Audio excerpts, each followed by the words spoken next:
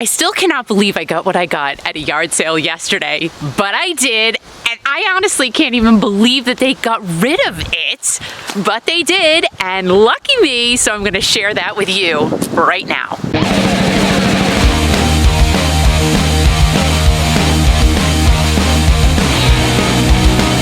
Geeky Classic Rock. Welcome, my name is Kiki, and if you are new to my channel, welcome. What I like to do is talk about anything and everything classic, rock, and pop, and nostalgia, and all of that totally fun stuff that we love thinking about. So if you like that type of thing, please consider hitting that subscribe button down below, as well as the like button, and of course, the little notification ding-dong bell, because that's gonna let you know every single time I upload a brand new video, thinking about stuff in the past that we just can't do anymore. But it just makes us feel good to think about all that stuff. And yes, for those of you who have been here for a little bit, I just got my hair done. I completely begged my hairdresser to live with me, but she said no, because I have a family and I can't do that, because there's no way. The next time I wash this hair, it's not gonna look like this. I do try, but it just doesn't happen, so we just gotta live with it. And also, some of you know that I absolutely love to go to yard sales. I get up super early to go. It's 6:05 and we are getting ready to go yard sailing. Aren't you happy?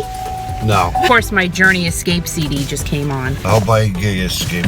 You what? You don't have to escape. You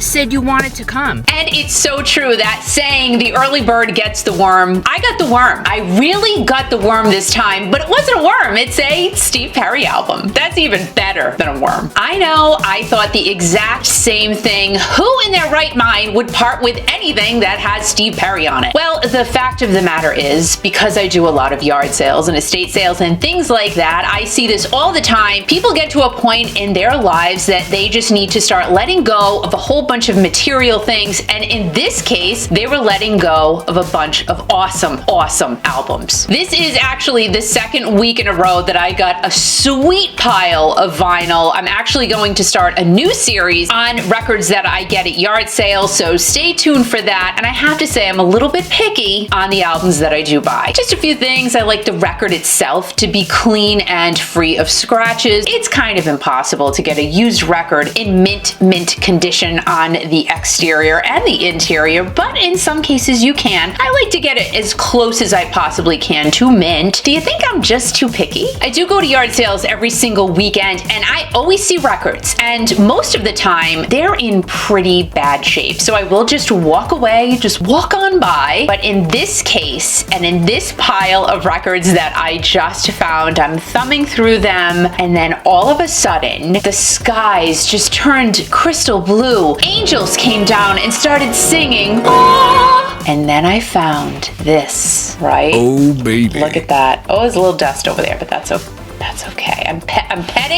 petting Steve Perry's album. Do you pet Steve Perry? You pet Steve Perry's albums. This is clean, kids. This is nice. I mean, you can't. There are some serious record collectors out there. I'm a collector, but I'm not, like, I can't grade and all of that stuff. You know, there are some little bends on the jacket, but overall, this is in really nice shape. Yes, Steve Perry's Street Talk was actually waiting for me to take it home, to be alongside of his other friends, Bob Seger, Billy Joel, and Tina Turner. As I caress the album, as I'm sitting here, he's very happy. Steve Perry's Street Talk is looked at as one of the greatest albums to have been released in the 80s. And come on, let's face it, there's not only iconic songs on this album, there are just some pretty great songs on this album. And besides all of the ones that we know and love that hit the charts, let's talk about a few of the ones that didn't. Only for the Moment Girl. Now, I popped this in, I listened to it, and my husband turns to me and says, "Is that a new song?" Is that a new song? I'm like, no, it's from 1984. But that is part of the reason why I think that Steve Perry's music is part of the Timeless Club. Most of Steve Perry's songs can be listened to today and actually fit in the mood of today. Now, his hardcore fans know when each and every song that he did is from, but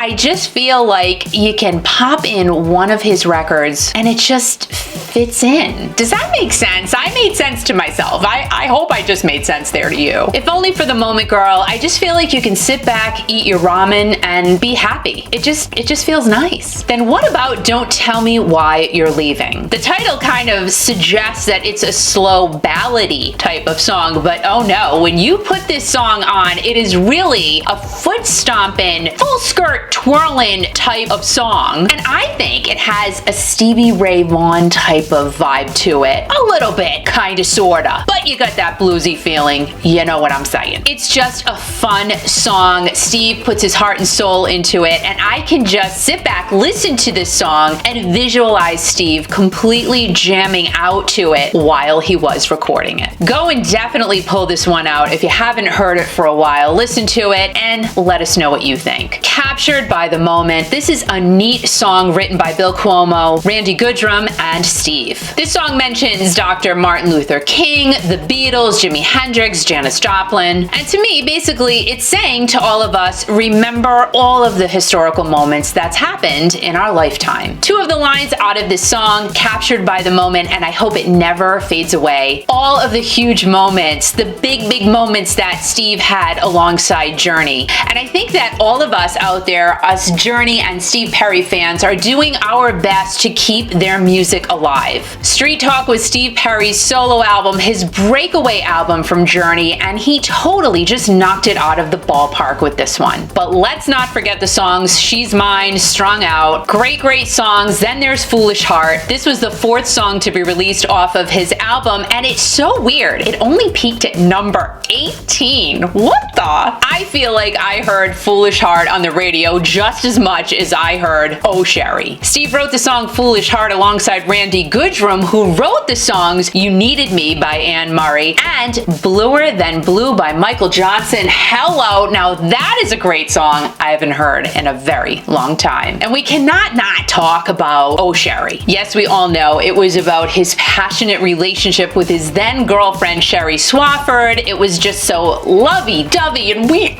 all, every single one of us, girls and guys, wanted to be Sherry. Even today, there are still a lot of people who want to be Sherry, and you know who you are. And Sherry, I mean, that had to be the most amazing time in her life. Her boyfriend was the lead singer of one of the biggest bands in the world. Then he released a solo album, and the biggest hit off of that album was about his relationship, his love affair with her. That Sherry Swafford, she is just one lucky girl. Just to be a fly on the wall on one of their date nights. Wow. Let's take a quick peek at the inside of this amazing album that I got.